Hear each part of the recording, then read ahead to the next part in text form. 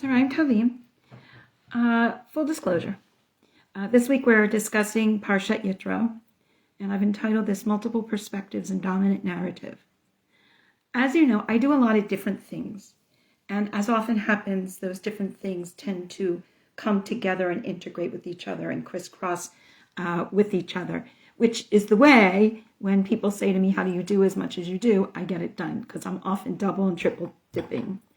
So I've been doing a lot of work around several curricular projects and various initiatives that I'm involved in regarding when we tell a story, whose story is it? And is everyone that is impacted by the story involved in the telling in an equal and equitable manner? And often the answer is no.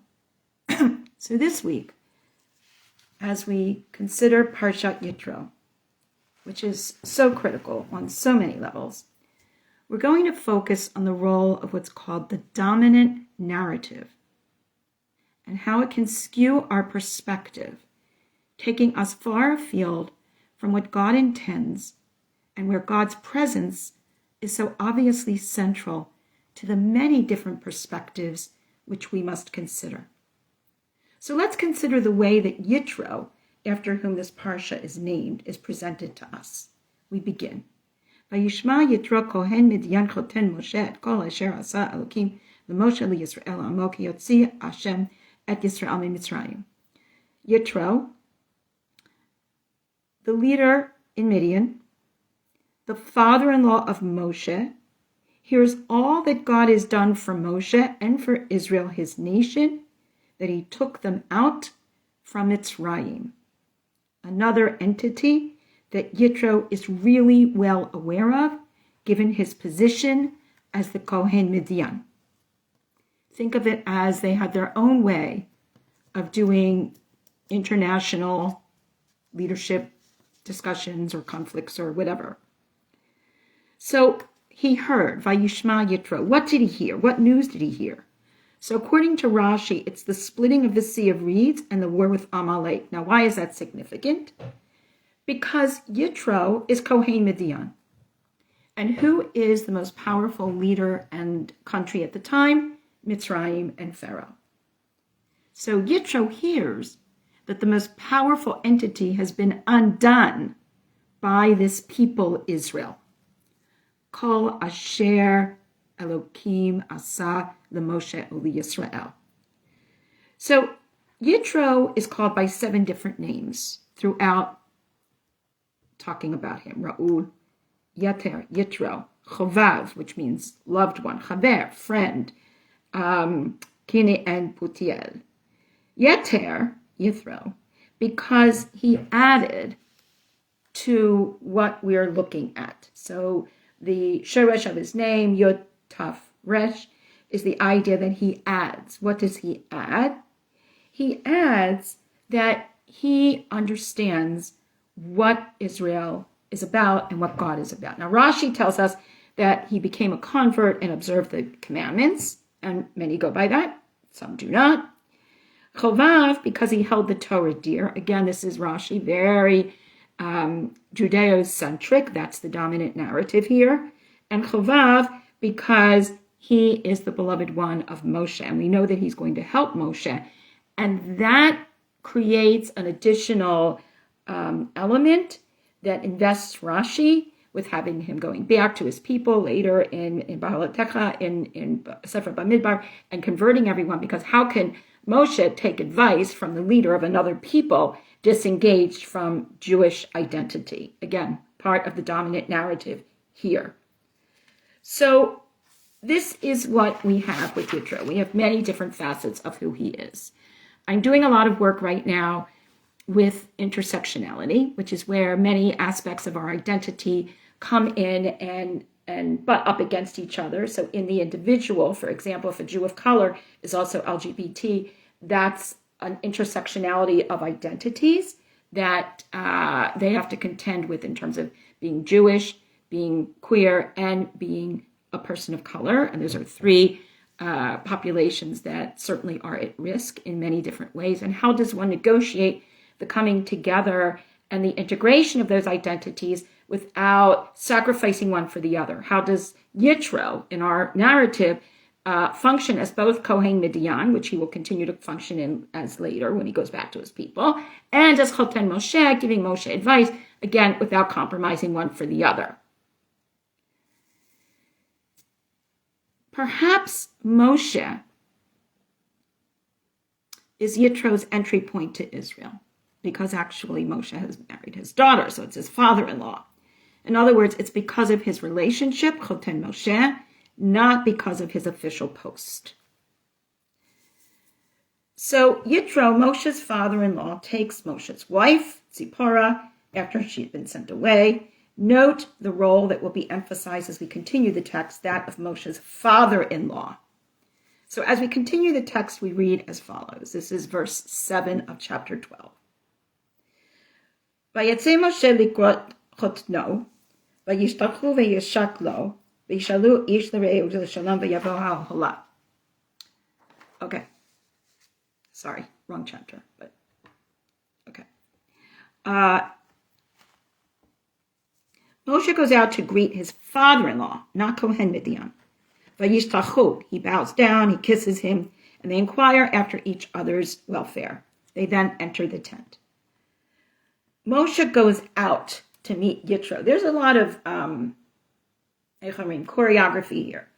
And when somebody goes to meet, that indicates that the person that he's going to meet is of great importance. So Yitro here is accorded great honor, for Moshe goes out to greet him. Aaron, Nadav, and Abihu also go out. And who could see that these people were going out to meet him, not him coming in to meet them?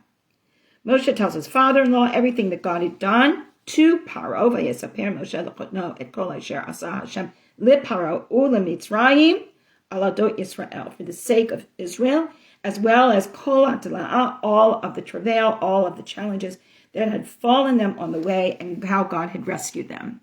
Moshe tells his father-in-law, says Rashi, in order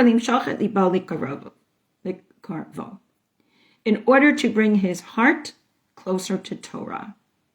Again, here is where Rashi claims, what does he mean by et kol ha'tla'ah, all the travail at the sea, and also the attack of Amalek. So Moshe, here's the interesting part, does not need to be Yitro's source of information. He had already heard this. As we read in the beginning by Yishma Yitro, Kohen Midian. He heard, as the priest of Midian, within his official capacity, all that God had done, with the Choten Moshe being secondary. Now, Choten Moshe is primary.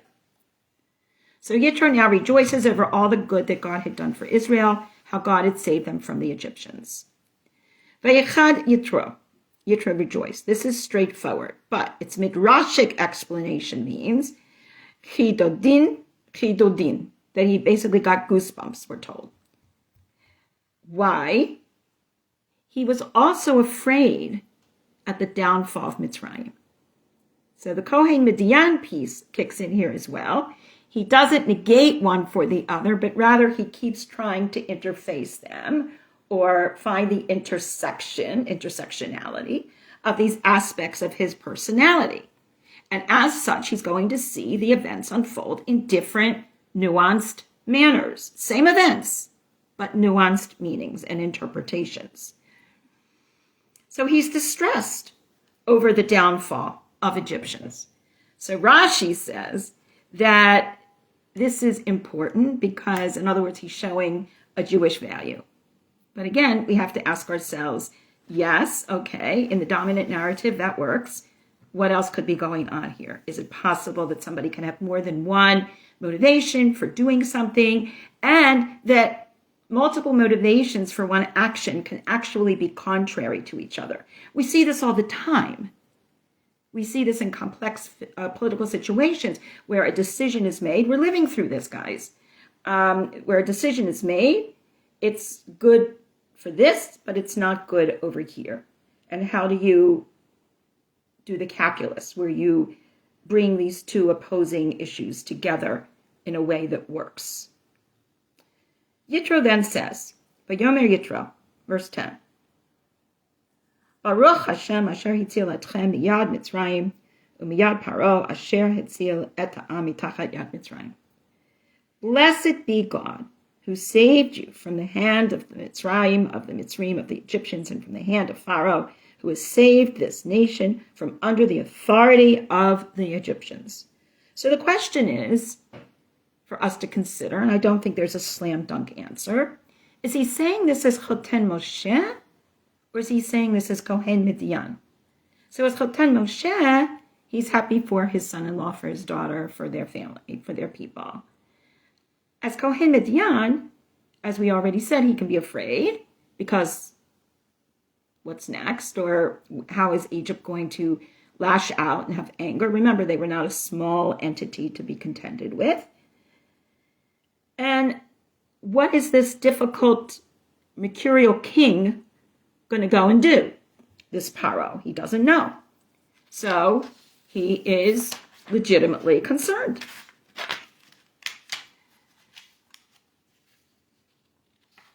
Mitachat yad Mitzrayim, from under the hand of Mitzrayim, because there's a lot of repetition here. From Mitzrayim, from Pharaoh, and from the hand of Mitzrayim. So Onkelos translates this as marvat, denoting subjugation and authority. In other words, the hand that Egyptians imposed heavily upon them, the servitude that was quite difficult, what would be called the parak, like really, really difficult work. Like in the Gemara and in Mishnah Torah, when you talk about the Eved, the servants that one is allowed to have, one is not allowed, is not supposed to give them unduly hard work without giving them food, without giving them drink, without providing for them, without acknowledging that they need a rest, all of those things. We're not allowed to do that from a basic place of Jewish values. He then says, and this is pivotal, verse 11, Ata yadati ki gadol Hashem mikol Elohim ki b'davar asher zadu alehem. Now I know that Hashem is greater mikol Elohim acharim, from all the other gods, because of what I have seen. Now, Yitro is definitely, as Kohen Midian, aware of all the other gods, and there are Mefarshim that say, Chazal teaches, that he indeed did know all the other gods, and therefore could say this with some authority. We learn in the Midrash that Yitro was acquainted with all forms of idolatry in the world. And in the Midrash, we're also told that he actually flirted with worshiping all of them. Could he have been familiar with them and not worship them? Why is this perspective given here? So watch how this develops. Again, dominant narrative versus Kohen Midian, who marries, his daughter marries Moshe. He's there for Israel. Maybe he learned something about their values. Maybe he goes back to his people and he teaches them about this amazing people that they wouldn't have known about. Or is this just the undoing of everyone for the purpose of the dominant narrative? And to be academically honest, I think it's fair to ask that question and not be disloyal to the narrative. So how is Yitro reacting here? Notice that when we look at verse 1 and then verse 8, Yitro had this information from two sources, likely. One, the external narrative is Kohen Midian, with his knowledge of Mitzrayim. And then from Moshe, with whom he had a trusting, personal, intimate relationship. Given that the presentation of the situation comes from two separate sources, we are left to ask, which is the one that predominantly informs Yitro's reaction as indicated in the verses we just recalled? What brings Yitro to the point where he says, now I know your God is greater than all the other gods? Remember, we're functioning in a context of territorial deities where every territory had its God figure. And in fact, one of the interpretations which I've discussed here often enough is that during the plagues, the Eser Makot, when Pharaoh says, no, don't go, it's because he thinks his God is winning in the boxing ring. He doesn't see it as God controlling what's going on past a specific territory. In Yonah, When everybody says, who is your God? My God is here. My God is there. Yonah says, my God is the God of the land and the sea. We're in the sea. It's your God. You're the guilty one. As consumers of information, it's always incumbent upon us to consider the issue of what our sources of information tend to be and how these sources will color how we absorb that information. For example, when following Rashi and others, they're not all commentators, Yitro converts to Judaism. As Kohen Midian, it would not, in this perspective, seem appropriate for him to coach Moshe in leadership skills for the Bnei Israel otherwise. We often find that facts will be colored, even tainted, when we see them through chosen prisms. Those perspectives will often reflect individual agendas, prejudices, and preferences for how we interpret events.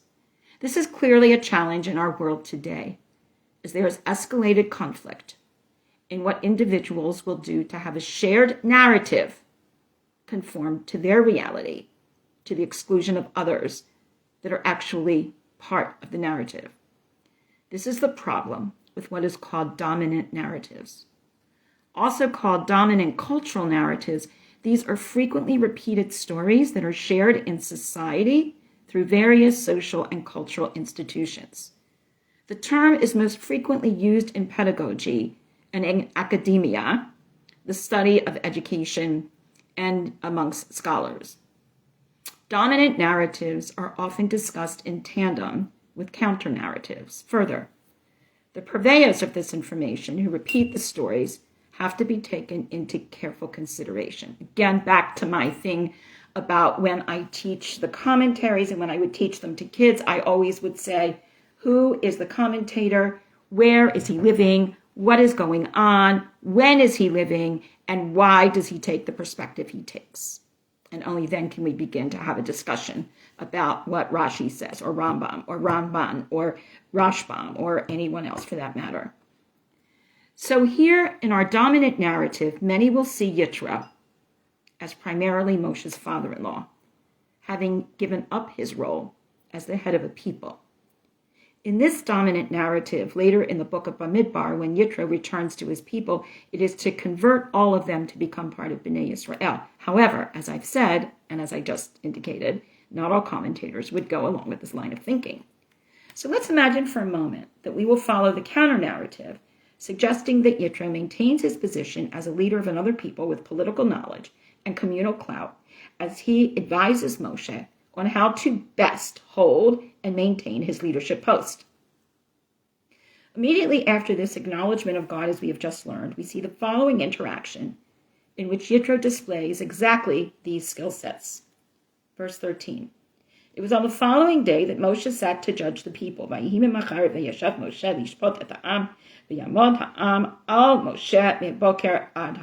the people crowded around Moshe. They came upon Moshe. They fell on Moshe from morning to nightfall. When Moshe's father-in-law, Vayar Choten Moshe, using the skills as Kohen Midian, saw all that was going on, he says, why are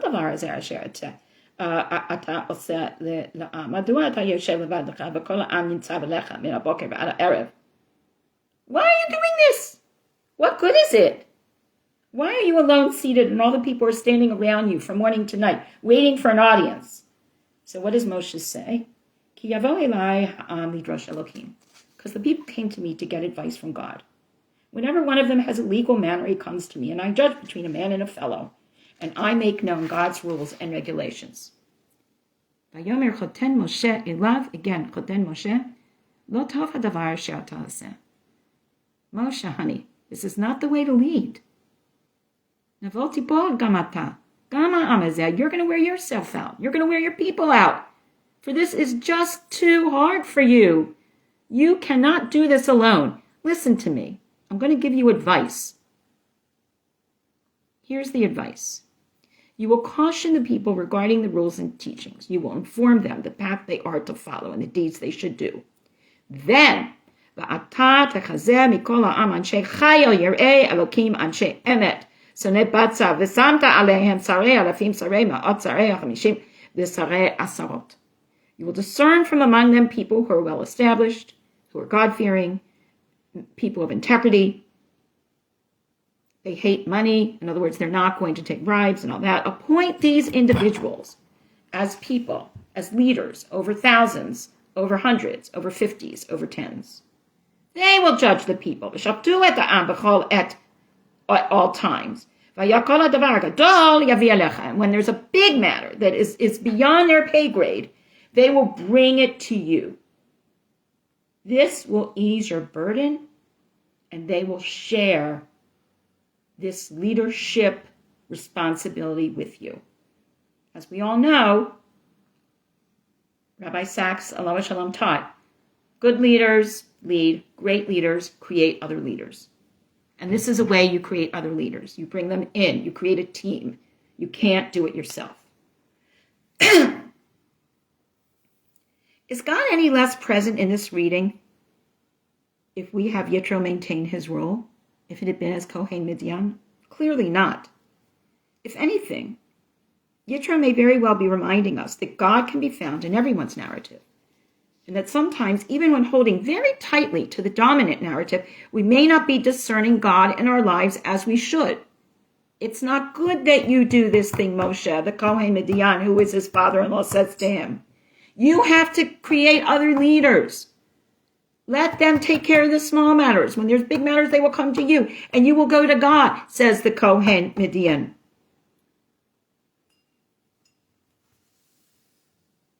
Further, there are lessons to be learned from each other that may very well elude us in our hyper-awareness of ourselves and those around us. Moshe indicated that he was the only one who could be the direct conduit between God and the people in every instance. And Yitro is suggesting a scaffolding approach in which he would triage the issues that come before him. Clearly, this is good and important advice in which Yitro is invoking God's approval. Yitro says, God agrees. Listen to me. I will give you advice. Consider what Rabbi Lord Jonathan Sachs, Zichrono L'Shalom, taught. The words Baruch Hashem appear in this week's Parshat, but they are not spoken by a Jew. The person who says them is Yitro, Moshe's father-in-law.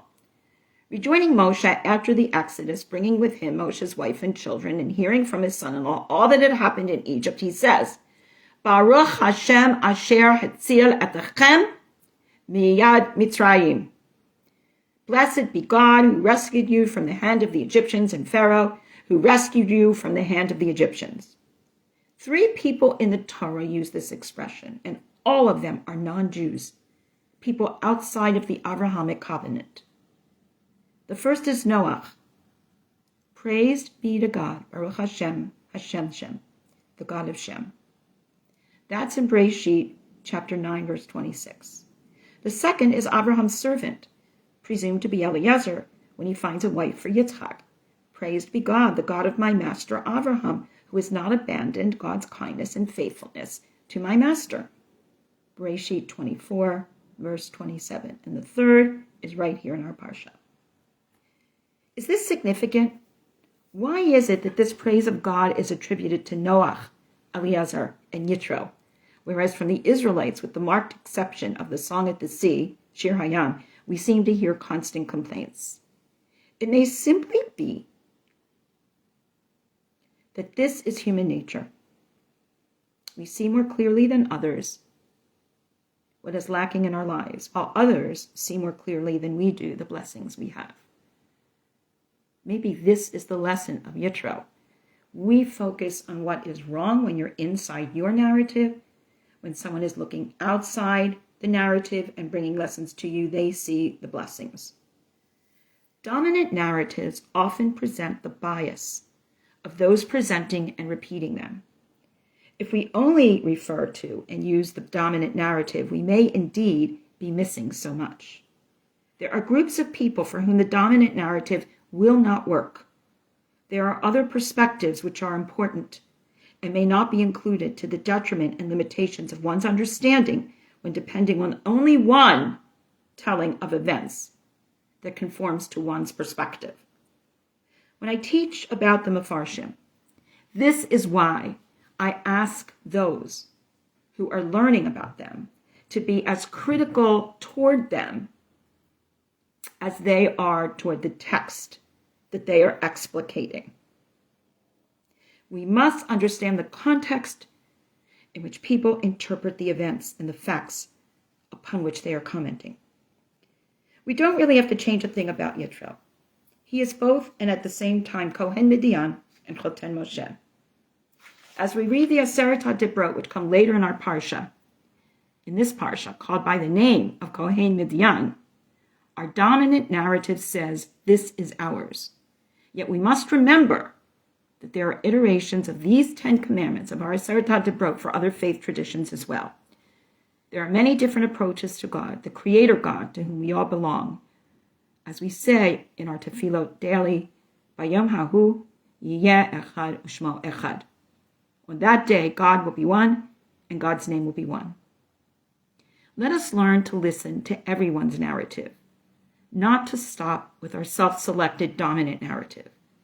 Let us consider asking questions and share our hopes for the ongoing presence of God in our world, watching over us in our many roles, and watching over so many different people within their different contexts. Let us remember the limitations of adhering solely to one limited, dominant narrative, and instead consider the breadth, B-R-E-A-T-H, and the breadth, B-R-E-A-D-T-H, we can gain by being attentive to the many different narratives from many different perspectives that ultimately lead us to a better and more evolved understanding of who we are and what we are here to do. Shabbat Shalom Lekulam.